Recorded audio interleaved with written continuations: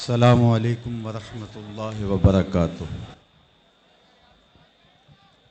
الحمد لولیہ والصلاة والسلام علی نبی وآلہ وصحبہ وبارک وسلم۔ قال اللہ تعالی وتبارک فی القرآن المجید والفرقان الحمید فی شان حبیبہ مخبرا وآمرا ان اللہ وملائکتہ یصلون علی النبی یا ایہا الذین آمنوا صلوا علیہ وسلموا تسلیما۔ اللہم صل علی سیدنا و مولانا محمد معدن الجود والکرم صلاة و سلاما علیک یا سیدی یا رسول اللہ وعلی آلک و اصحابک یا حبیب اللہ۔ حمد و تعریف و توصیف اللہ جل مجدہ الکریم کی ذات بابرکات کے لیے، جو خالق کائنات بھی ہے اور مالک شش جہات بھی۔ اللہ جل وعلا کی حمد و ثنا کے بعد رسول رحمت، شفیع معظم، نبی محتشم حضور ختم المرتبت صلی اللہ علیہ وآلہ وسلم کے حضور ناز میں اپنی عقیدتوں، ارادتوں اور محبتوں کا خراج پیش کرنے کے بعد واجب الاحترام، ذوی الاحتشام، عالی مرتبت، ذی وقار مہمانان محتشم، حضرات سامعین، سامعات، السلام علیکم ورحمۃ اللہ وبرکاتہ۔ موسم رحمت ربیع الاول شریف اپنی تمام توانائیوں کے ساتھ جلوہ گر ہوا، نور بانٹتا ہوا، اجالے بکھیرتا ہوا، نصف سے زائد کا سفر طے کر چکا ہے۔ چاروں طرف عقیدتوں کے چراغ روشن ہیں، محبتوں کی خوشبو پھیلی ہوئی ہے، گھر گھر حضور کے نام کا چراغاں ہے۔ حضور کی باتیں اور آپ ہی کی نعتیں لبوں پہ خوشبو بکھیر رہی ہیں۔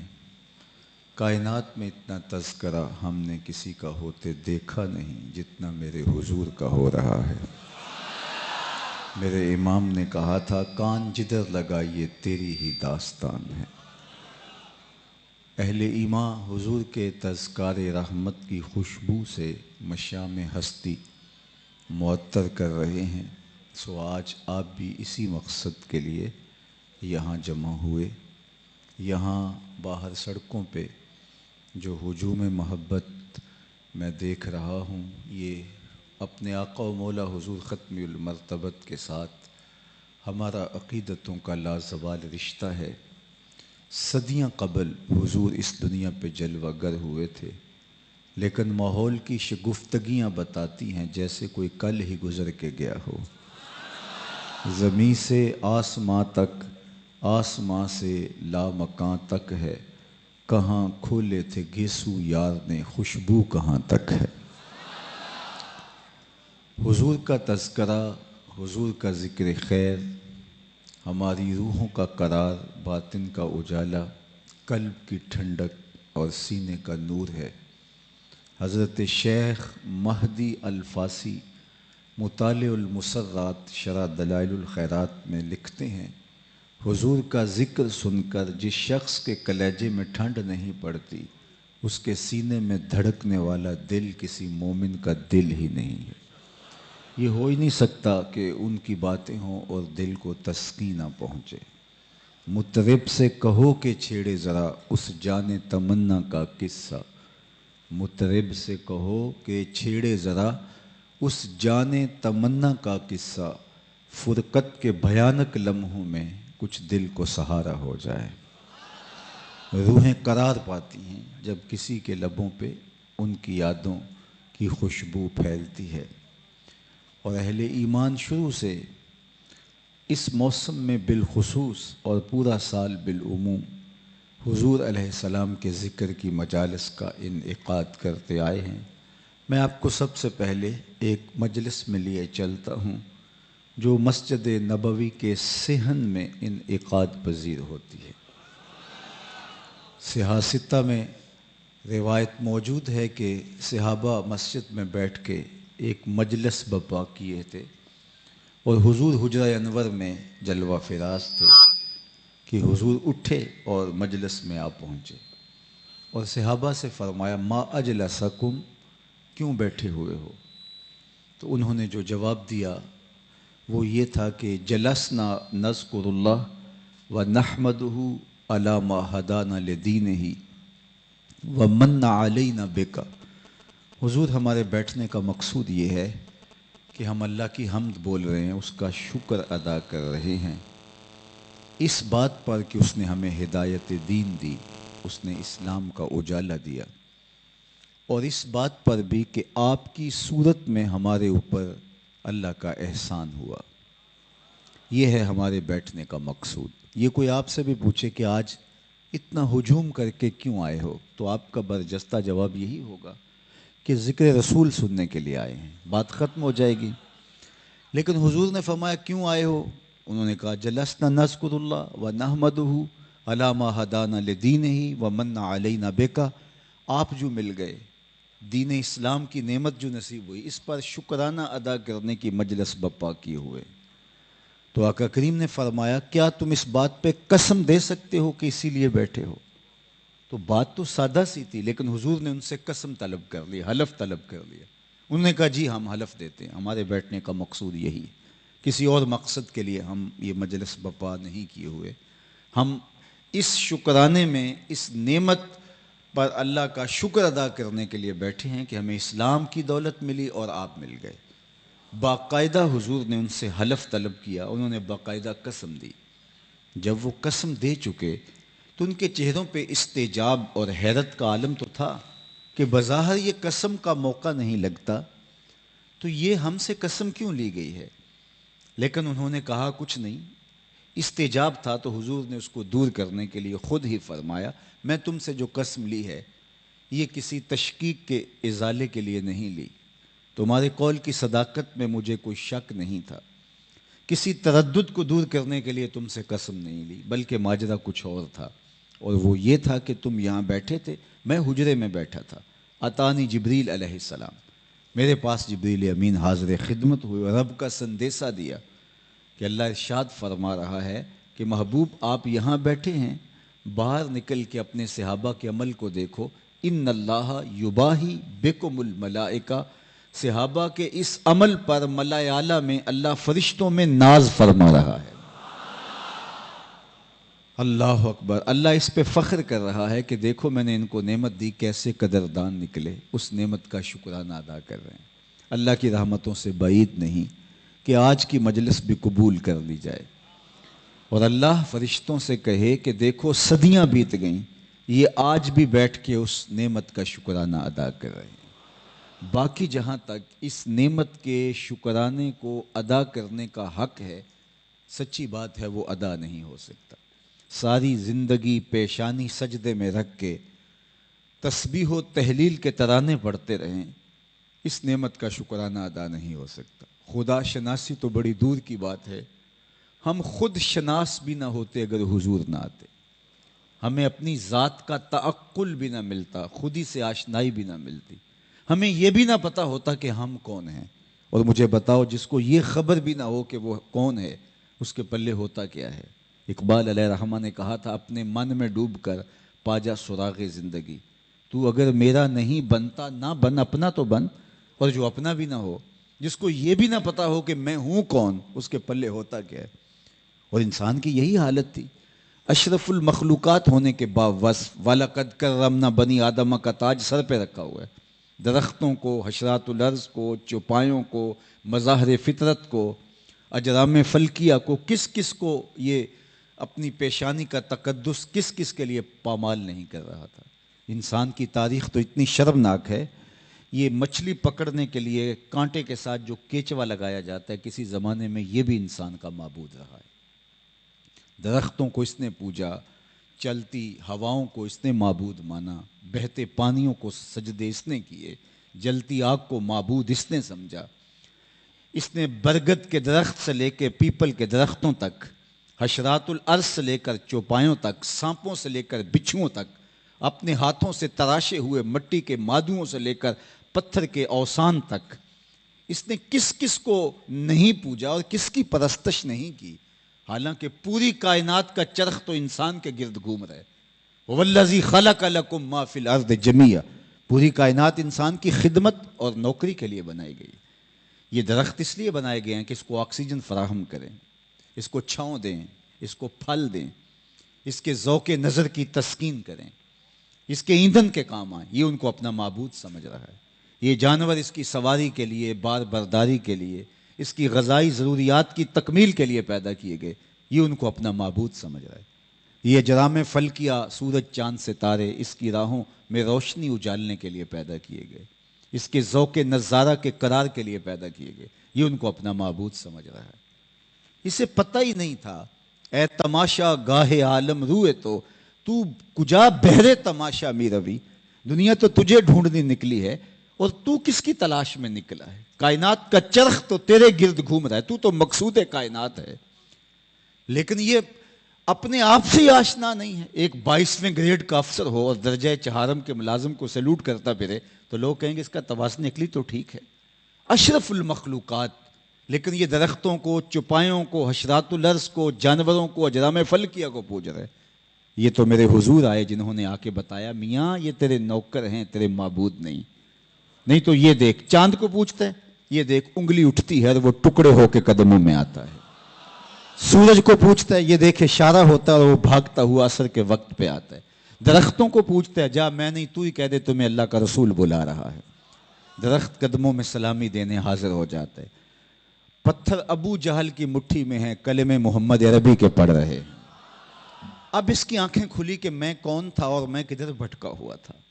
میں تو کائنات کا مقصود تھا۔ اب اس کا لہجہ ہی بدل گیا۔ اب اس کی ہوش ٹھکانے آئی تو اس کی ٹون ہی تبدیل ہو گئی۔ اب اس کا بدلا ہوا لہجہ دیکھیے۔ اب یہ بولتا ہے، فرشتہ کہنے سے میری توقیر گھٹتی ہے، فرشتہ کہنے سے میری توقیر گھٹتی ہے، میں مسجود ملائک ہوں، مجھے انسان رہنے دو۔ کہتا ہے خبردار، مجھے فرشتہ بھی کہا، اس سے میری عزت میں فرق پڑتا ہے، ان کی پیشانیاں تو میرے حضور جھکی ہیں۔ اسے سمجھ کب آئی؟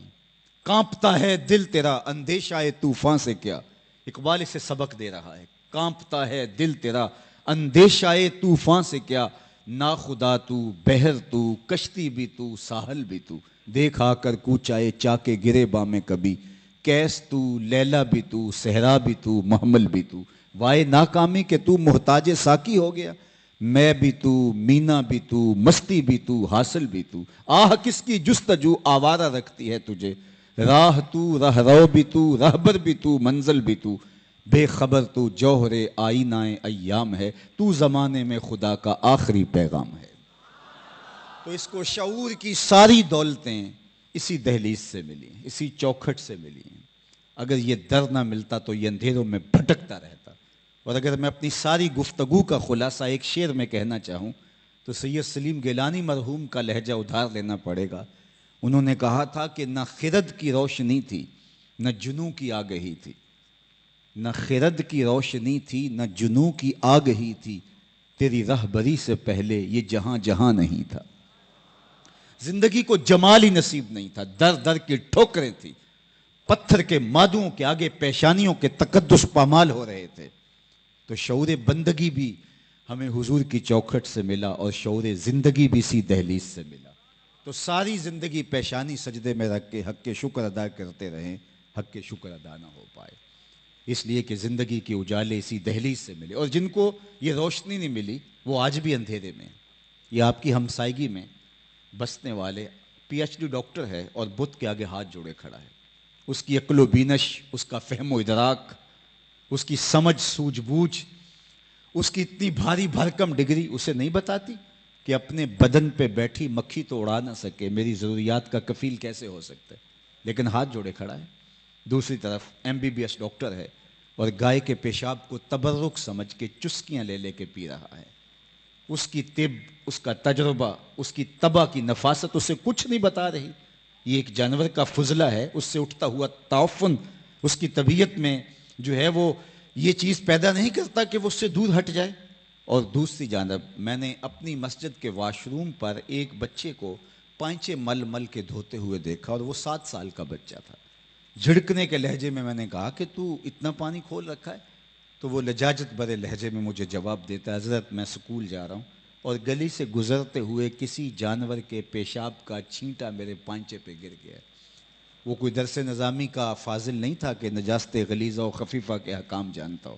وہ پہلی دوسری کلاس کا طالب علم ہے اور پانچے کے اوپر پیشاب کے پڑے ہوئے غیر مری چھینٹے کو بھی گوارا نہیں کرتا.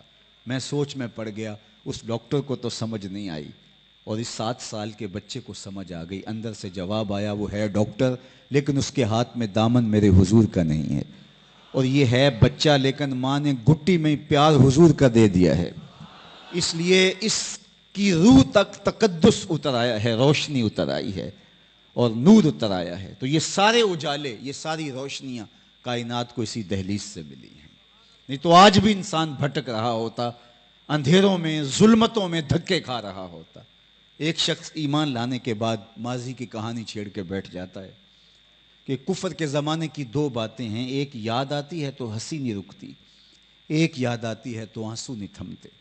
پوچھا گیا کیا؟ کہا کہ جو بات یاد آتی ہے تو ہنسی نہیں رکتی وہ یہ ہے کہ میں نے ایک سفر پہ جانا تھا، سامان سفر باندھا تو پتھر کا ایک بت بھی اپنے سامان میں رکھ لیا کہ راستے میں پوجا پاٹ چلتی رہے گی، چونکہ سفری خدا بھی ان کے ہوتے تھے. تو کہا کہ جب اٹھایا تو سامان کافی بوجھل تھا اور پھر پتھر کے بنے ہوئے اس صنم کا بوجھ بھی ساتھ. تو میں نے کہا میں تو اپنے خدا کے بوجھ تلے دب کے مر جاؤں گا. تو میں نے اس کو نکال کے باہر کر دیا اور آٹا گوندھ کر کے ایک چھوٹا سا معبود تیار کر لیا اور اس کو سامان میں ساتھ رکھ لیا. راستے میں پوجا پاٹ چلتی رہی.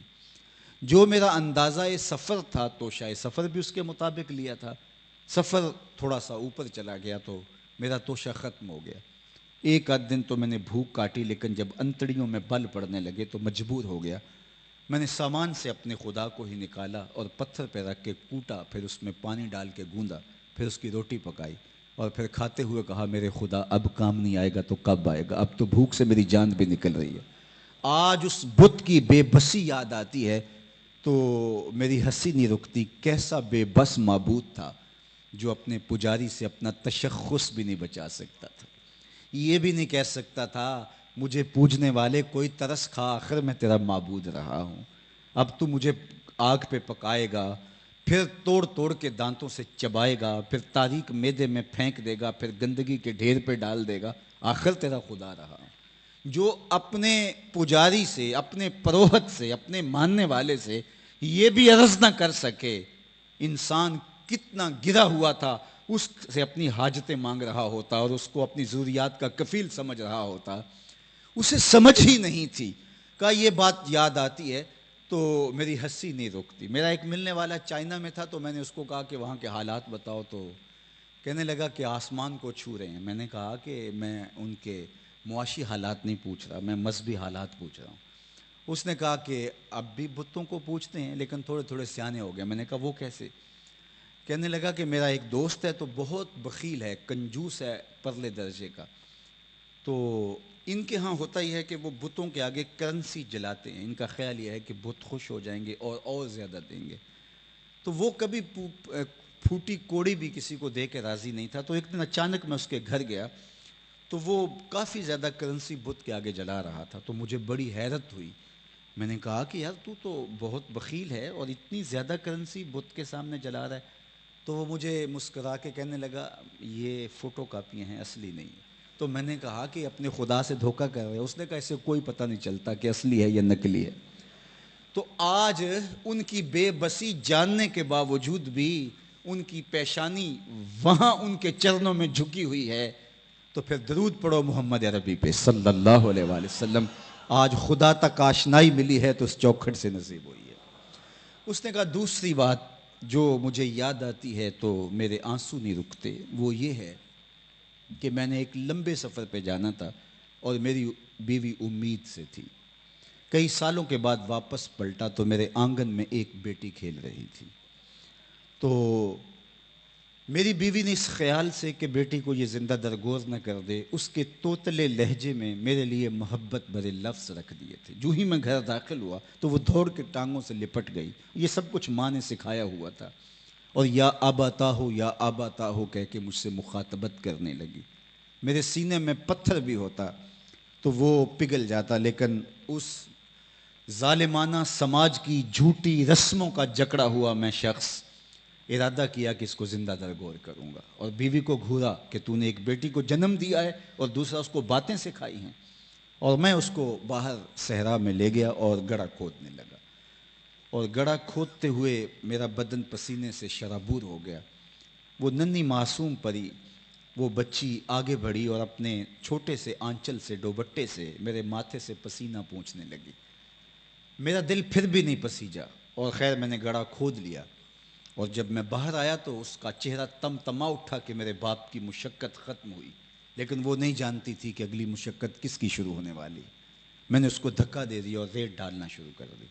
پہلے پہل تو وہ اس کو ایک کھیل سمجھتی رہی، لیکن جب اس کی سانسیں بھی دبنے لگیں اور اس کی چیخیں بھی اس ریت میں دبنے لگی تو اس نے معصوم اور ننھے ہاتھوں کو جوڑ کر مجھ سے زندگی کی بھیک مانگنا شروع کر دی۔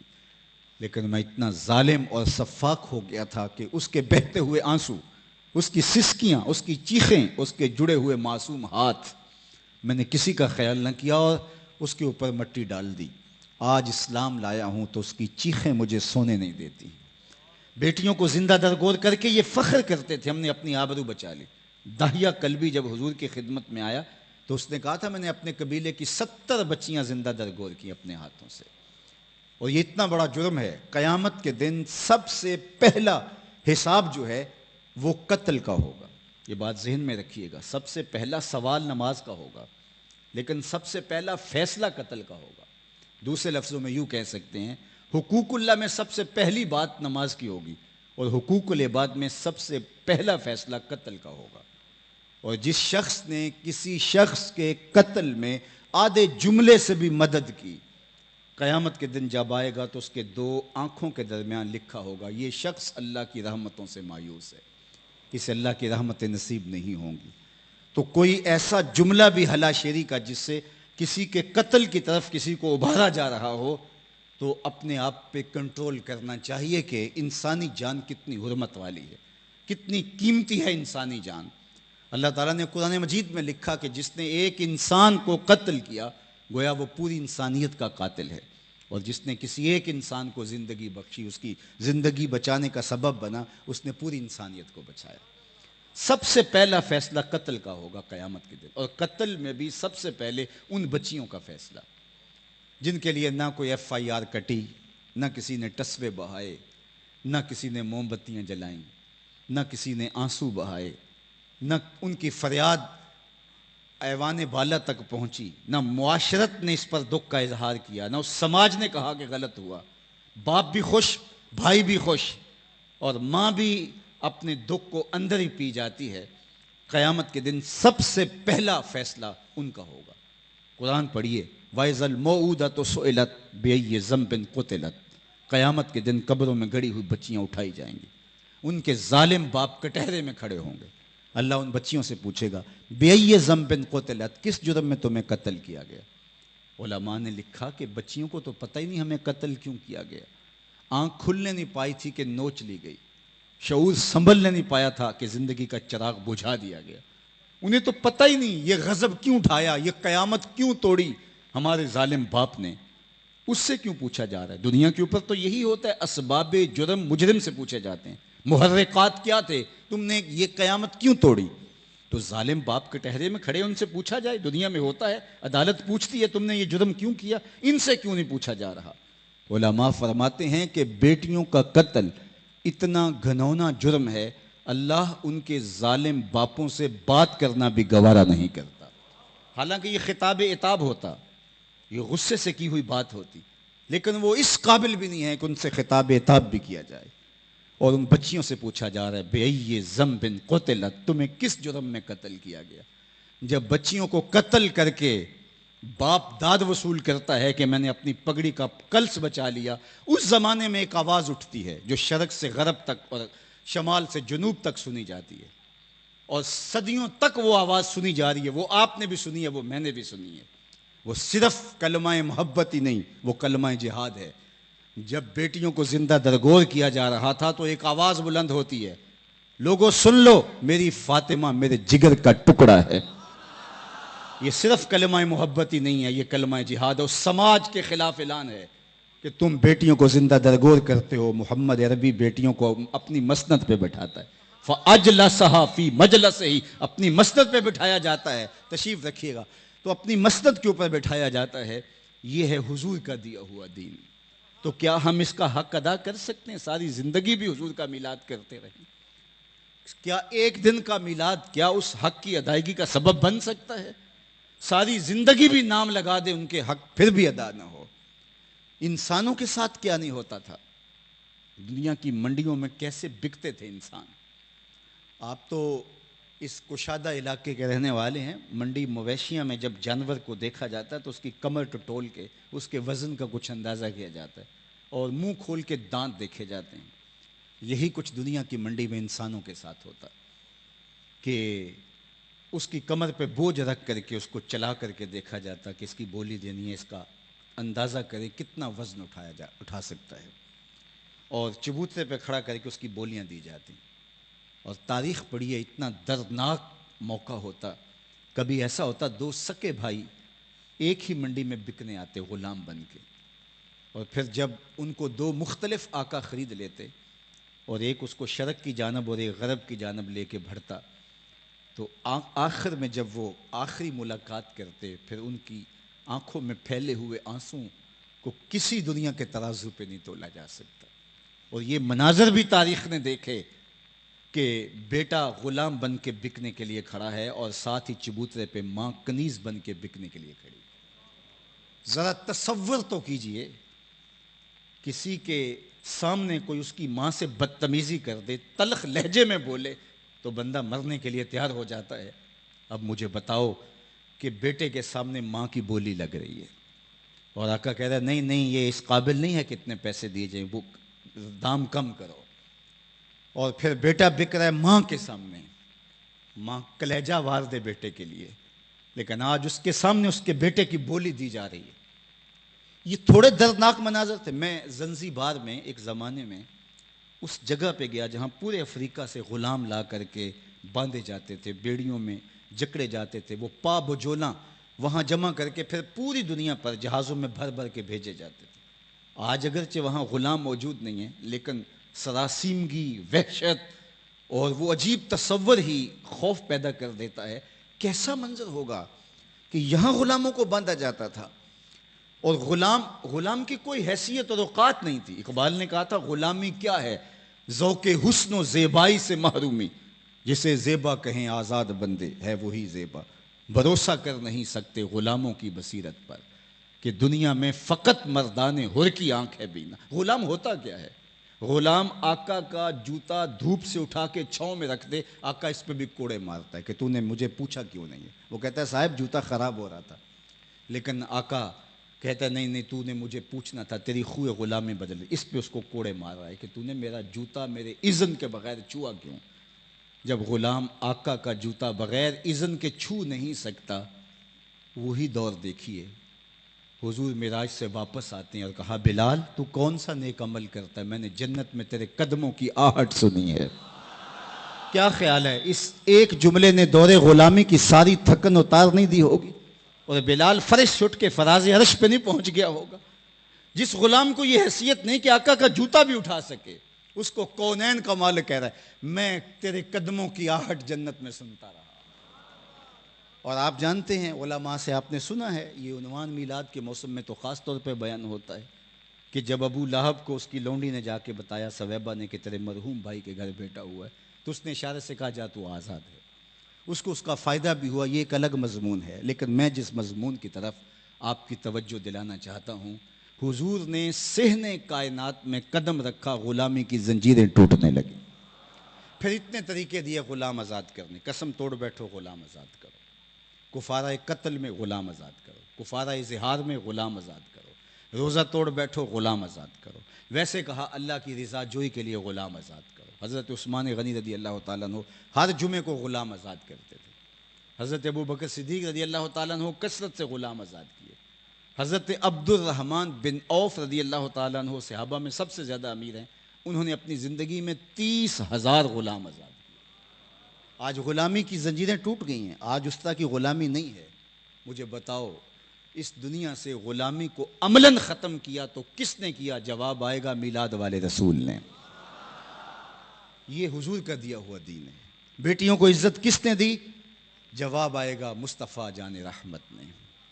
جو بیٹی زندہ درگور کرتی تھی باپ فخر کرتا تھا. میں نے اپنے شہر کی ایک مارکیٹ میں ایک بوڑھے شخص کو دیکھا کہ اس نے کمر کے اوپر ایک بورا رکھا ہے اور اس کی کمر جھکی ہوئی ہے اور وہ جا رہا ہے. تو میں نے اس کو روک کے کہا کہ اتنا بوجھ اٹھا رہے اور اس عمر میں؟ تو اس نے مجھے کہا کہ میری ایک بیٹی رہتی ہے جس کی ابھی میں نے شادی کر دی. تو میں سوچ میں پڑ گیا یہ باپ تو زندہ درگور کرتا تھا. آج جھکی ہوئی کمر پہ بورے لاد کے مزدوری کر رہا ہے. آج بھائی فیکٹری میں اوور ٹائم لگا رہا ہے میں نے بہن کے ہاتھ پیلے کرنے. آج پردیس کی مشقت کاٹ رہا ہے باپ کے میں نے بیٹیوں کے ہاتھ پیلے کرنے. بیٹیوں کے لیے محبت کلیجے میں کس نے ڈالی؟ جواب آئے گا آمنہ کے لال نے. تو ساری زندگی بھی شکریہ صاحب ادا کرتے رہو، حق کے شکر ادا نہ ہو. قرآن نے کہا ہے نا فَذَلِكَ الَّذِي يَدُعُّ الْيَتِيمَ. یہ وہ بد نصیب شخص ہے جو یتیم کو دھکے دیتا ہے. قرآن نے ایسے ہی نہیں کہا، عملاً یتیم کو دھکے دیا کرتے تھے. اور میں نے کتب تواریخ میں پڑھا کہ یتیم کو وہ دھکے دیتے تھے، کھانا دے دیتے تھے لیکن اپنے بچوں کے ساتھ بیٹھنے نہیں دیتے تھے. وہ کہتے تھے کہ ان کی نحوست در آئے گی، لہٰذا وہ یتیم کو تکریم نہیں دیتے تھے. کھانا دے دینا، بچا ہوا کھانا چلو پھینکنا ہے تو کسی کے منہ میں پڑ جائے، وہ تو آج بھی لوگ کرتے ہیں. اصل یہ بات نہیں جو اسلام کی تعلیم ہے. کلا بل لا تکرمون الیتیم.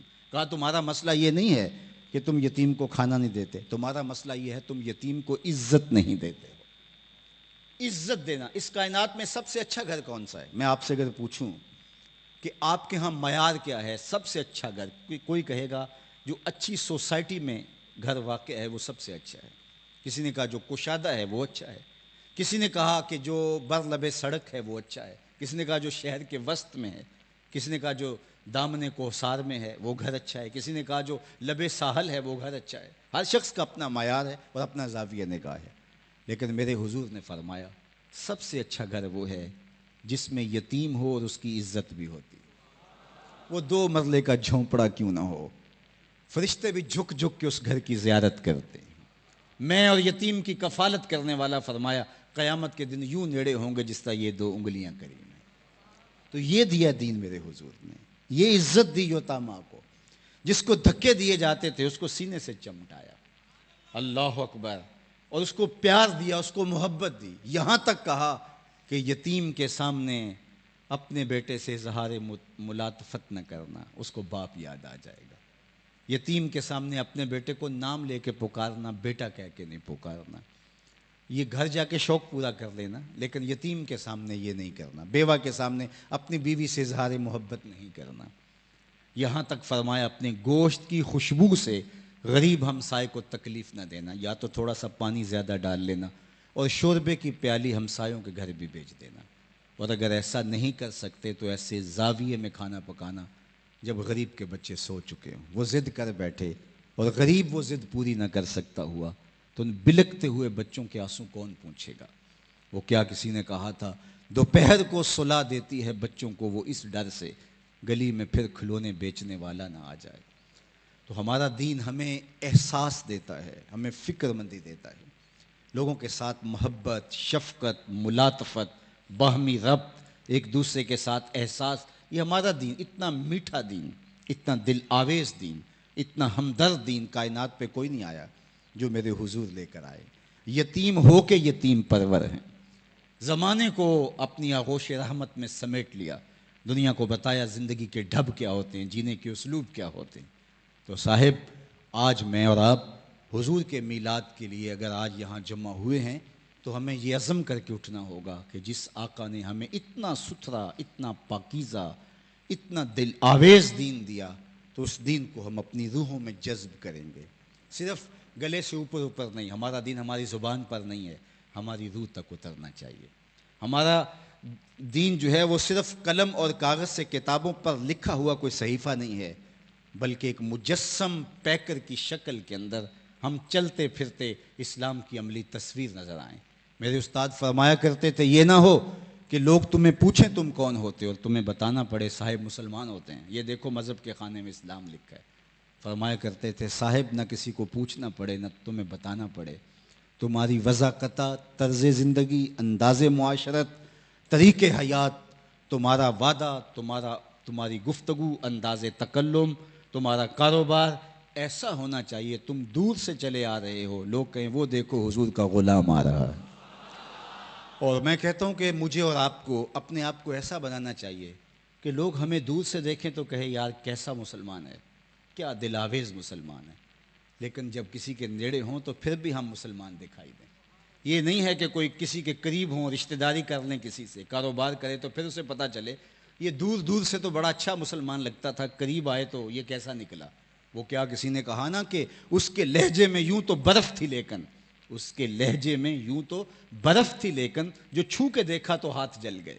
تو یہ تو نہیں ہے کہ دور دور سے آپ اچھے مسلمان نظر آئیں، وضاقتہ بھی اچھی ہو، داڑھی کا سائز بھی پورا ہو، پگڑی بھی دل آویز ہو، جبہ بھی بہت اچھا نکھرا ہوا مصفہ ہو، اور باقی بھی ہاتھ میں تسبیح بھی ہو، سارے اوزار پورے ہوں، لیکن کسی سے وعدہ کریں تو پورا نہ کریں، کسی سے بات کریں تو اس پہ قائم نہ رہیں۔ دیانت، صداقت، رشتہ داری، رویے، خوبصورتی، یہ سب کچھ ہمارے اندر اگر نہیں ہے تو پھر ہم اوپر اوپر سے مسلمان ہیں۔ تو مسلمان ہونے کا مطلب یہ ہے کہ سر سے لے کر اندر سے اور باہر سے مسلمان ہو جائے۔ یا ایھا الذین آمنوا ادخلوا فی السلم کافہ، اس کا یہی مفہوم ہے۔ تو ہمارے رویے بتائیں، ہمارا طرز زندگی بتائیں، دور سے بھی اچھے نظر آئیں لیکن جب قریب کسی کے ہوں تو اس کو اور اچھے دکھائی دیں۔ ہمارے اندر بھی دین اترا ہوا ہو، ہمارے باہر بھی دین اترا ہوا ہو، ہمارے رویے بھی مسلمانوں والے ہوں، ہمارا انداز معاشرت بھی مسلمانوں والے، ہمارے دل مصفہ ہوں، اس دل میں کسی کا بغض، کینہ، حسد، نفرت کبھی نہ پنپنے دیں۔ وہ کیسا دل ہے جس میں نفرتیں پنپ رہی ہیں، بغض اور کینے پروان چڑھ رہے ہیں۔ حضرت عبداللہ بن عمر رضی اللہ تعالی عنہ فرماتے ہیں کہ حضور تشریف فرما تھے، ہجوم عاشقاں تھا تو فرمایا کسی نے جنتی دیکھنا ہے تو دروازے پہ دیکھو، جو پہلا شخص مسجد میں داخل ہوگا وہ جنتی ہے۔ کہتے ہمیں شوق ہوا، دیکھا تو ایک بوڑھا شخص، اس نے بائیں ہاتھ میں جوتا پکڑا ہے اور تازہ آثار وضو اس کے چہرے پہ حویدہ ہیں کہ ابھی ابھی وضو کر کے آیا ہے۔ بیٹھ گیا، مجلس ختم ہوئی، دوسرا دن آیا، پھر فرمایا کسی نے جنتی دیکھنا ہے تو دروازے پہ دیکھے، پہلا شخص جو مسجد میں داخل ہوگا جنتی ہے۔ ہم نے دیکھا تو وہی بابا جی، ہاتھ میں جوتا پکڑا ہے اور چہرے پہ آثار وضو حویدہ ہے۔ تیسرا دن آیا تو پھر کہا کسی نے جنتی دیکھنا ہے تو دروازے پہ دیکھو، دیکھا تو وہی بزرگ۔ حضرت عبداللہ فرماتے ہیں کہ جب مجلس اختتام کو پہنچی تو میں بابا جی کے پیچھے چل پڑا۔ میں نے کہا کہ میری ابا جی سے کوئی شکر رنجی سی ہو گئی ہے تو میں 3 دن تک آپ کا مہمان رہنا چاہتا ہوں، مجھے آپ رکھ لیں گے؟ اس نے کہا جاؤ۔ کہتے میری لالچ یہ تھی کہ میں دیکھوں یہ عمل کون سے کرتا ہے۔ حضور نے کہا جنتی دیکھنا ہے تو دروازے پہ دیکھو، 3 دن یہی دکھائی دیتا رہا۔ کہا کہ میں اس کے ساتھ گھر چلا گیا، اس نے مجھے چارپائی بچھا دی، لیٹ گیا، خود بھی استراحت کرنے لگا۔ میں خراٹے تو لینے لگا لیکن میں جاگ رہا تھا۔ میری لالچ یہ تھی کہ میں دیکھوں یہ نوافل کیا پڑھتا ہے، اعمال کیا ہے، رات کی کیا اس کی کیفیات ہیں اعمال کی، لیکن وہ سویا رہا۔ الا یہ کہ جب وہ کروٹ بدلتا تھا تو اللہ اکبر کہتا تھا، اللہ کا نام لیتا۔ خیر رات گزر گئی، صبح اٹھے، نماز فجر اس نے بھی پڑھی، میں نے بھی پڑھی، ناشتہ کیا، باغ میں چلے گئے، سارا دن گزرا۔ اگلی رات پھر میں طاق میں رہا، پھر وہی معمول، تیسرا دن بھی گزر گیا، تیسری رات بھی بیت گئی۔ تو جب 3 دن 3 راتیں بیت گئی تو میں نے اس کو کہا کہ میں تو اس لالچ میں آیا تھا کہ میں دیکھوں کہ آپ عمل کون سے کرتے ہیں، لیکن میں 3 دن اس ٹو میں رہا لیکن مجھے تیرا کوئی ایسا عمل دکھائی نہیں دیا، جو معمول کے عمل تیرے ہیں وہ میرے بھی ہیں۔ لیکن 3 دن تک حضور نے فرمایا جنتی دیکھنا دروازے پر دیکھو، تو ہی دکھائی دیتا رہا، تو پتہ نہیں تیرے اندر کیا عمل ہے، تو نے مجھ سے چھپا لیا ہے۔ تو وہ بزرگ فرمانے لگے اے عبداللہ میں نے کوئی عمل نہیں چھپایا، اور دوسری بات کہ تم اور بھی کچھ دن میرے پاس رہو تو پھر بھی کوئی نئی چیز نہیں دیکھ سکو گے، لیکن تم بھی 3 دن سے محنت کر رہے ہو، میں تمہیں بتا بھی دیتا ہوں، اگر رکو تو دیکھ نہیں پاؤ گے لیکن میں خود بتا دوں تمہیں سمجھ آ جائے گی۔ تو کہتے ہیں میں رک گیا، تو انہوں نے یہاں دل والی جگہ پہ ہاتھ رکھا، اور کہا اے عبداللہ یہ جو میرے سینے میں رکھا ہوا دل ہے نا، اس میں کسی مومن کا بغض نہیں ہے۔ میں اور آپ دیکھیں کہ ہم سویر سے لے کر کبھی شریکہ برادری آ جاتی ہے، کبھی کاروباری مخاصمت آ جاتی ہے، کبھی سیاسی لڑائی آ جاتی ہے، کبھی کیا الجھاؤ کبھی کیا الجھاؤ، سویر سے لگ کے جو دل ہے ہی اللہ کے لیے، اے تن حجرہ رب سچے دا، یہ اللہ کا حجرہ ہے، یہاں اس کی رحمتوں کا نزول ہونا تھا۔ یار کسی گندی جگہ پہ تو آپ کسی مہمان کو نہیں بٹھاتے، اور نفیس مہمان آئے تو وہ بیٹھتا بھی نہیں ہے، تو کیا وہ تمہارے اور میرے اجڑے ہوئے دل میں آ جائے گا جہاں حسد ہے، بغض ہے، کینے ہیں، نفرتیں ہیں، جہاں آتش غیظ و غضب جل رہی ہے؟ تو اس کو تو پھر صاف کرنا ہوگا، دل کے حجرے کو تو مصفہ کرنا ہوگا، اس کو تو پاک کرنا ہوگا، اس کی ستھرائی کا اہتمام کرنا ہوگا، اس کی پاکیزگی کا التزام کرنا ہوگا۔ پھر عرض کرنی ہوگی ہر تمنا دل سے رخصت ہو گئی، اب تو آجا اب تو خلوت ہو گئی۔ تو ہم اپنے اس دل کو صاف کریں، دل کو مصفہ کریں، دل کی پاکیزگی کا سامان کریں۔ موسم رحمت رمضان المبارک جب آتا ہے تو اللہ اس موقع پہ بھی ہمیں جو ہے وہ صفائی قلب کے موقع خاص طور پہ فراہم کرتا ہے۔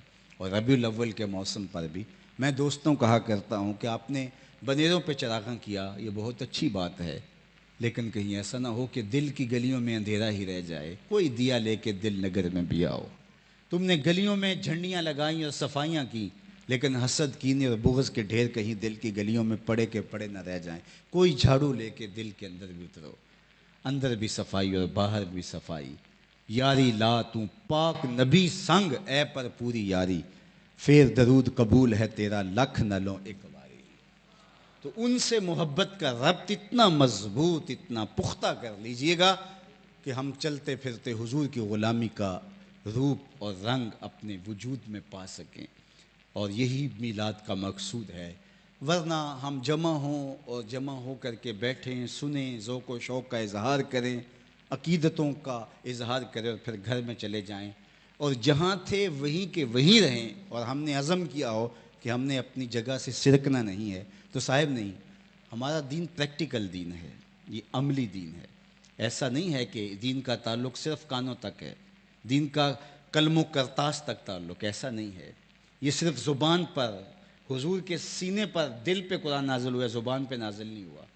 جب قلب طہر پہ نازل ہوتا پھر حضور کی زبان پہ آتا، تو رب نے کہا لا تحرک بہ لسانک لتعجل بہ، محبوب جلدی نہ کیجئے، جس رب نے دل میں اتارا ہے وہ زبان پر بھی لے آئیں گے۔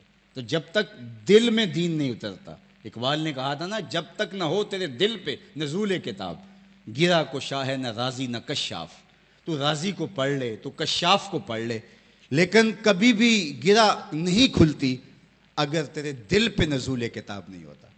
تو میں 6 گھنٹے بھی گفتگو کروں، اگر میری باتیں کانوں سے ٹکرا کر کے فضاؤں میں تحلیل ہو جائیں گی تو بس وقتی سمی لذت ہوگی اور گزر جائے گا کہانی۔ لیکن اگر کوئی راستہ کانوں سے دل کی طرف بھی جاتا ہوا اور کوئی جملہ سرک کے دل کی دنیا میں بھی جا کے کہیں بیٹھ گیا تو پھر میرا آنا بھی کامیاب ہوا۔ اتنا طویل سفر کاٹ کے آیا ہوں اور اتنی لمبی مسافت کاٹ کے آیا ہوں، تو میرا مقصد یہ تو نہیں تھا کہ آپ سے 4 نعرے لگواؤں یا واہ واہ کہلواؤں، یا میرا کوئی اور مقصد تھا۔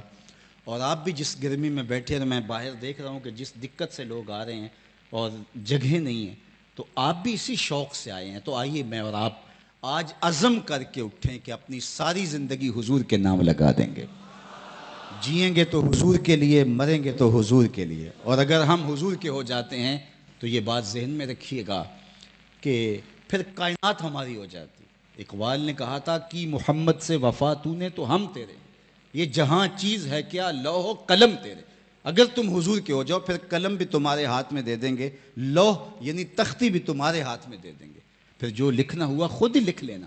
پھر تمہاری تقدیر کے فیصلے واشنگٹن میں نہیں ہوں گے، بلکہ خدا بندے سے خود پوچھے گا بتا تیری رضا کیا ہے۔ لیکن شرط کیا ہے کہ جب تم اپنے آپ کو سپرد کر دو گے، ان کو اپنا چھوڑ دو گے، ان کے فرمان کے سامنے ہم ہوتے کون ہیں؟ تیرے ہندیاں سندیاں محبوبہ میں کافر ہوں جے میں ہوں، اپنی تو نفی کرنی اور اپنے آپ کو کھڑا کیا ہوا ہے، تو پھر صاحب کچھ بھی حاصل نہیں ہو پائے گا۔ تو آئیے آج کی اس مجلس نور میں میں اور آپ اور اس معزز حال میں جتنے لوگ اور باہر گلیوں میں اور چوکوں میں جہاں تک آواز جا رہی ہے، سارے لوگ اس عزم کے ساتھ آج یہاں سے، دیکھیے اتنے لوگ جتنے آپ تشریف فرمائیں، اتنے لوگ ایک ہی شہر کے یا مضافات کے ہوں، اتنے لوگ اگر عزم کر لیں کہ آج کے بعد کسی سے دھوکہ نہیں کرنا، تو مارکیٹ میں کبھی بھی غلط نہیں تلے گا، بے فکر ہو جائیں گے کہ سودا ایک نمبر ملے گا۔ اتنے لوگ اس طرف ہم ارادہ کر لیں، قومیں جب بدلتی ہیں تو پھر زندگیاں بدل جاتی ہیں، لیکن اگر ہم یہاں بھی ذوق شوق کا مظاہرہ کر لیں اور وہاں بھی ذوق شوق کا، اپنے ذوق شوق کا مظاہرہ کریں، تو پھر اس طرح تو چلتا رہے گا، ماضی میں بھی چلتا ہے اور آئندہ بھی چلتا رہے گا۔ ہم نے بدلنا ہے اپنے آپ کو، اپنی زندگی کو تبدیل کرنا ہے۔ جو می گوئے مسلمانم بلرزم کہ دانم مشکلات لا الہ، تو میں نے اگر لا الہ الا اللہ پڑھا ہے تو پھر اس کے تقاضوں کو مجھے ماننا پڑے گا اور سمجھنا پڑے گا، اور اپنی زندگی کو اللہ اس کے رسول کے بتائے ہوئے طریق کے مطابق ڈھالنا ہوگا۔ ہم کہتے ہیں سارے ہی کر رہے ہیں، سارے ہی کر رہے ہیں، تو سارے کر رہے ہیں، تو کیا ہم اس ڈگر کے اوپر اس اجتماعی نظم کے ساتھ ڈھل جائیں گے؟ کیا ہمیں شعور، فہم، ادراک ہمارے مالک نے نہیں دیا ہے؟ تو آئیے آج کی اس مجلس کے اندر یہ عزم کر کے اٹھیں۔ میں شکریہ بھی ادا کرتا ہوں ادارۃ المصطفیٰ حلقہ رحیم یار خاں کا، کہ جنہوں نے 2-3 سال سے مسلسل مجھے بہت زور دے رہے تھے، اور میری آرزو بھی تھی کہ میں ضرور آؤں۔ یہ علاقہ بھی میرے وطن کا خوبصورت علاقہ ہے، اور میں تو جب یہاں موٹر وے سے چڑھا ہوں اور یہاں تک اترا ہوں تو میں نے دیکھا اطراف میں پھیلے ہوئے باغ اور ان کی بہاری الگ ہے، اور کیسا سبزہ اور کیسا بکھرا ہوا نور اور نکھت، اجالے اور رنگ ہے۔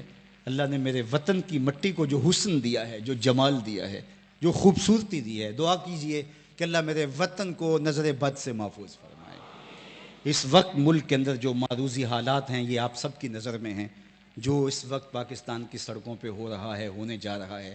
میں نے عرض کیا ایک ایک شخص کی جان قیمتی ہے، وہ ہماری فورسز ہوں یا ہمارے شہری ہوں، وہ ایک قطرہ بھی قیمتی ہے۔ اقبال نے کہا تھا کہ جو ہے وہ قطرائے آب وضو کمبرے، کمبر کے جو حضرت علی المرتضیٰ کا غلام ہے، ان کے وضو کے غسالے سے الگ ہونے والا جو قطرہ ہے، بہتر از خون نابائے خون کیسرے، وہ کیسر کے خون سے بھی زیادہ قیمتی ہے۔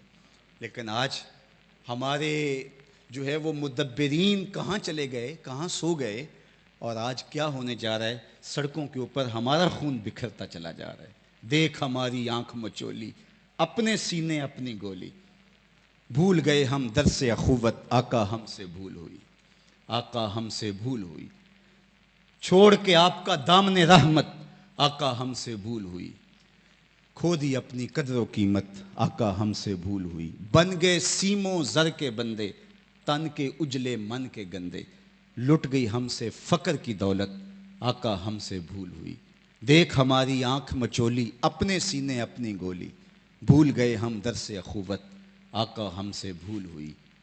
اور پھر آخر میں شاعر نے استغاثہ پیش کرتے ہوئے کہا دنیا کے ٹھکرائے ہوئے ہیں، تیرے در پہ آئے ہوئے ہیں، کھول دے اپنا باب رحمت، آقا ہم سے بھول ہوئی۔ اللہ میرے وطن کی گلیوں کو امن عطا کرے، میرے ملک کو سویرے روشنیاں اور اجالے عطا کرے۔ میں بار دیگر آپ لوگوں کا شکریہ ادا کرتا ہوں، جس شوق کے ساتھ آئے، جس محبت کے ساتھ آئے۔ اللہ آپ کو بہتر اجر اور صلہ عطا فرمائے۔ وآخر دعوانا ان الحمد للہ رب العالمین۔